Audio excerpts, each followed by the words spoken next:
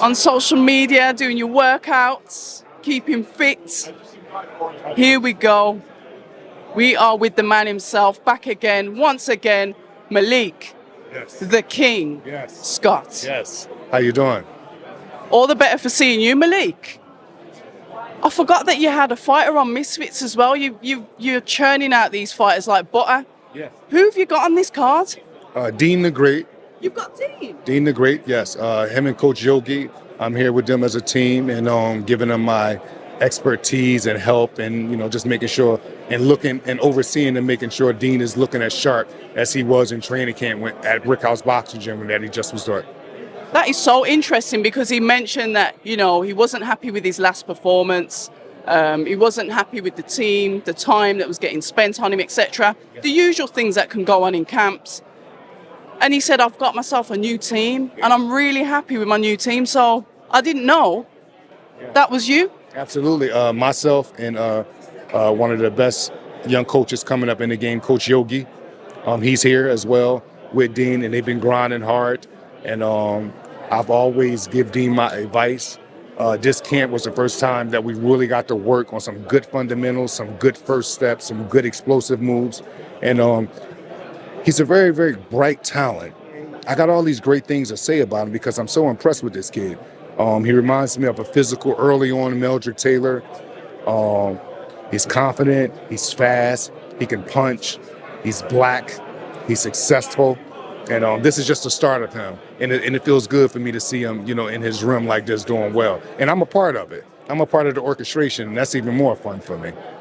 You seem to be spending a lot more time ringside in the UK than America at the moment. I mean, talk to us about that. Yeah, well, to me, UK is always a place where the boxing is. At times, it have its slopes when it's not as popular as much. But when you think about the big fighters that have brought incredible revenue here, not just for themselves, but for the fighters that's coming up after them, you gotta respect it here. And I love being over here because 1, boxing. 2, I love the overcast. 3, I love the cafes. 4, I love the people. It's a very good place. This morning I'm in Manchester, but I was over at Starbucks, just met some incredible strangers. I love the kindness of strangers here, and it's a beautiful place, so I'm enjoying it. When you contrast the two, I've only been to New York. I haven't traveled America. Yeah. Haven't experienced it as you have. When you look at the contrast of the cultures, as it were, what's the biggest difference, except for the accent, the obvious stuff? What is the biggest contrast to you between the two countries?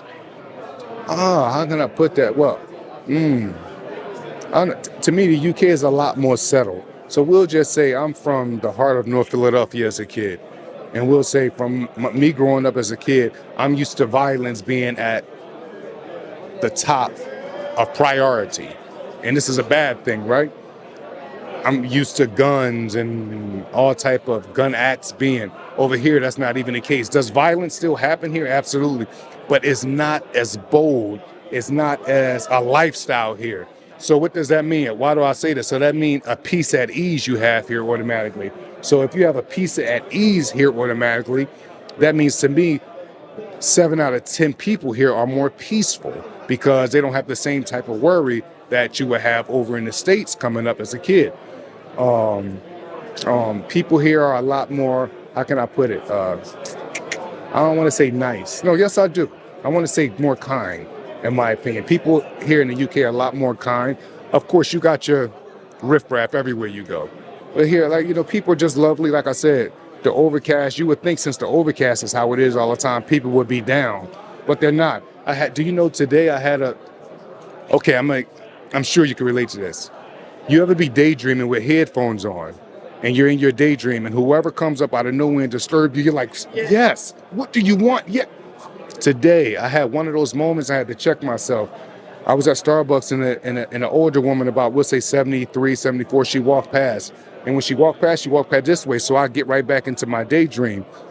2 minutes later, I felt somebody tap me. I was like, yes? She was like, I'm sorry, I just wanted to come back and say, you look really, really nice. Are you from the States? This, that, and the third. Something like that. God forbid, from a 70-year-old woman would never happen in the States because people are minding their business, they're gone. And in the States, people can admire you or love what you're doing, and they will keep it to themselves. Over here, people are way more outgoing or forward with how they really feel about you. And that's my language, transparency, whether it's good or bad. Anybody that I have a liking to, I want them to know it. Anybody that I admire, I want them to know it. And yeah, that's just some of the things I see. I hear that. And that does make sense, Yes. to be fair. And At least my experience thus far. Like, you know what I mean? I've been over here for many years now. but you can only speak off your experience. And like you said, transparency is part of that. You can only speak for yourself. Yes. You as a person go through what you go through as you. Absolutely. But it'd be rude for me to not ask. Following from our last conversation, that ended up making the papers. So salute to the papers for listening to our conversation.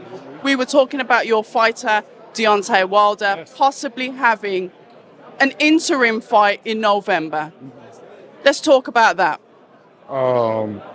Well, November was one thing. January was another. January was supposed to be AJ. It didn't happen. It did. Well, I ain't gonna say it didn't happen. January didn't come yet. Yeah. The communications and the dialogue about it is at a standstill. My side and AJ's side, we're both looking at other options now, because the business of boxing, which is the most frustrating part, is just deciding to do other things. Those other things doesn't include the best for Deontay.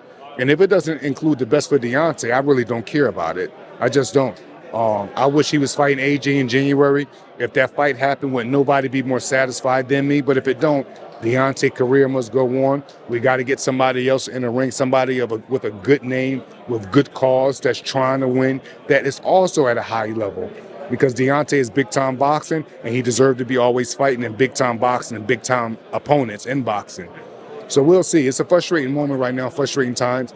But he's training. He's looking well. If you was to see him now, you would think he's fighting tomorrow. And I just want the best for him, and I want the best for his career, and that means being active. Activity is key, and bearing in mind we did have several pushback dates because it should have been, or it could have been, would have been December for Wilder, AJ Wilder, whichever way you want to put it. However, you were kind of like pushing for that interim fight because we needed that activity for Deontay. So putting AJ out the way, say that there was supposed to be an interim fight, why didn't that happen anyway? Because maybe the AJ fight was still on the line, so we didn't want to risk doing something in November, and we still had something. So the business and the chance taken sometimes with high revenue fights, those type of things happen, and unfortunate. When we talk about, obviously, your side, we're happy. You've got your side, you've got Joshua's side. Yeah. Promotions, management companies, etc., all involved.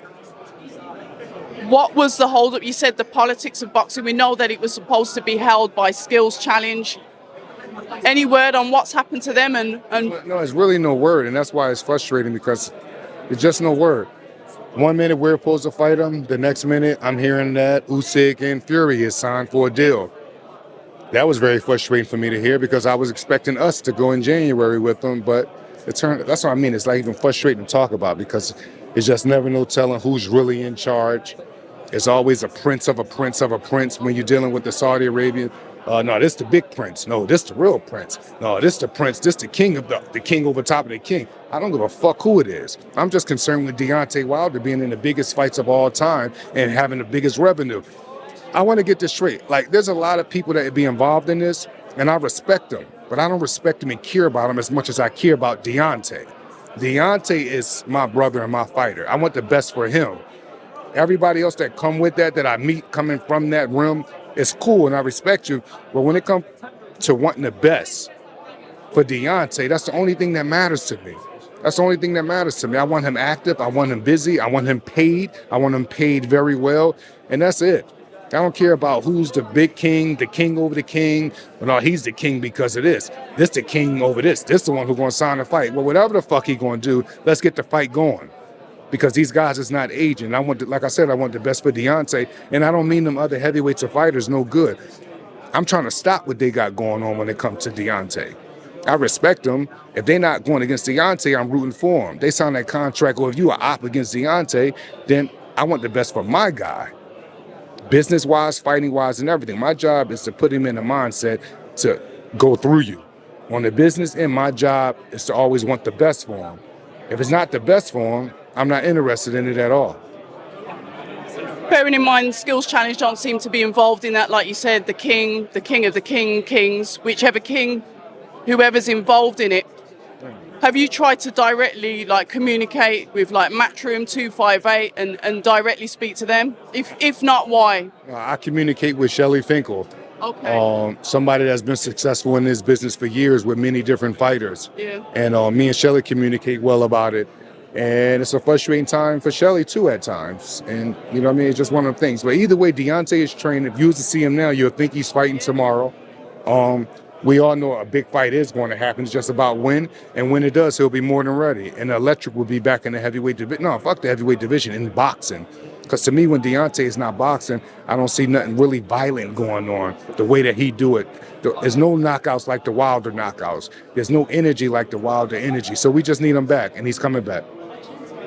Has Shelly Finkel given you any word on anything that's possibly going to move forward with that fight? And I know I'm pushing on it, but the thing is, Malik, it's a fight that we want to see. It's a fight that we've been looking forward to. So forgive me for bombarding you with these questions, but what's Shelly saying? No, you're not bombarding me. Let's fix that. You never bombarded me with questions. It's okay. There's no such thing as bombarding Malik Scott with questions or uncomfortable questions. I'm comfortable with all of this.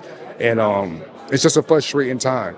I wish I had more information. I wish I could even act like I had more information. Whatever it is I tell you guys is what I know. It's frustrating for me to talk about. I'm not frustrated that you're asking, but I'm talking about coming from a compassion standpoint about Deontay wanting the best for him and wanting him in these big fights. It hasn't happened yet, and I hope it does happen. And nobody wants to see him in high-level fights, especially against Anthony Joshua, than I do. I really do, and I'm looking forward to it. If it happens, great. If it don't happen, I will be sad. Hypothetically, then, you move forward. Give me a fighter or two that you would like to see Deontay Wilder go in with. What? Andy Ruiz is still one. Okay. Who else is up there? Usyk, but he's fighting Fury. Who else? Is that the frustration? And why you said you felt that frustration as well, part of it? Yeah. But it has to be someone in the top three. What, Deontay gonna fight number 11? No, them guys can't. They don't even pose enough threat. The guys at the top don't even pose enough threat for him. The only one that posed a threat for him was the guy that he had the wars with, was Fury. Under that, he's going to run through them all of them. They'd be lucky to land the last 3 rounds with him. He's that dangerous of a fighter. And he's even more dangerous because he got a geek like me behind him. I'm behind the system. I'm orchestrating the violence. So it's very, very bad for these guys. So if I was them too, I would want $20 million. Yeah.